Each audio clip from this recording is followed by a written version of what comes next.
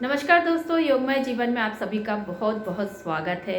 अभी हम सब ने देश में देखा कि एआई इंजीनियर अतुल सुभाष की आत्महत्या के मामले से किस तरीके से लोगों के सामने 498 की जो झूठे केसों की भयावहता है वो सामने आई। और अभी कल ही इस प्रकरण में उनकी पत्नी, उनके साले और उनकी सास को गिरफ्तार कर लिया गया है।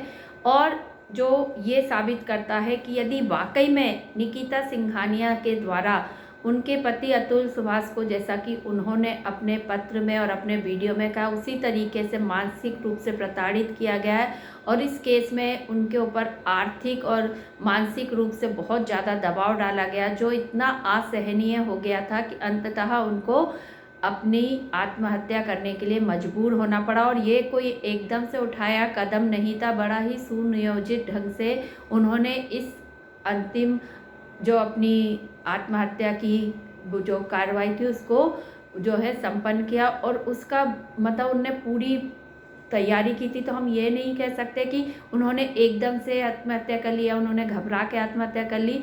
उन्हें जब लगा कि इसमें कोई समाधान नहीं हो सकता, अक्सर हम लोग बाद में कहते हैं कि ये कर सकते थे, वो कर सकते थे, ऐसा नहीं होता। कई बार परिस्थितियाँ ऐसी हो जाती हैं कि आपके बड़े अधिकारी, आपके लोग, के आसपास के लोग आपकी समस्या को समझते ही नहीं है।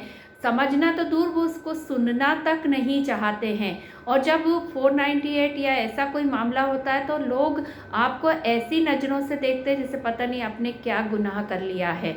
तो ये सारी चीज़ें कुछ ऐसी हो जाती हैं कि आसपास का माहौल, कहीं से भी कोई सपोर्ट नहीं मिलता। और फिर उसके बाद आपको इस तरीके से बार बार जो है उतने दूर अदालतों के चक्कर लगाना, सबकी निगाहों का सामना करना, आसपास के लोगों को जवाब देना, ये सब चीज़ों का कुछ इतना दबाव बढ़ने लगता है कि कभी कभी चीज़ों को जो संभाल नहीं पाते वो इस तरीके से कदम उठाते हो। फिर यहाँ तो इस मामले में जैसा कि अतुल सुभाष के बताने से जाहिर होता है कि उनकी पत्नी के द्वारा लगातार केस पे केस लगाए जा रहे थे और डिमांड उनकी बढ़ती जा रही थी।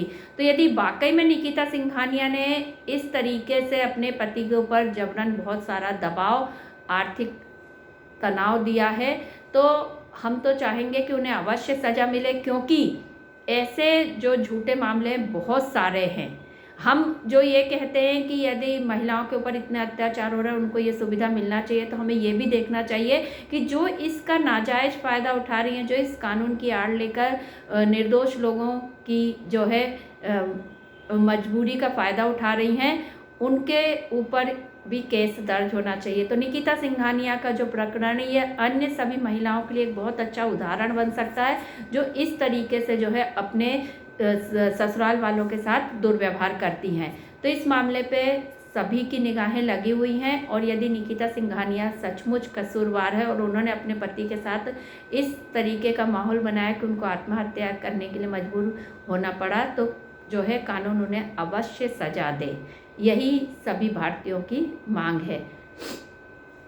तो ये प्रकरण से सभी को सबक लेना चाहिए और महिलाओं को खास तौर से जो अपने ससुराल वालों के साथ झूठे मामले लगाकर उन्हें परेशान करती हैं। धन्यवाद।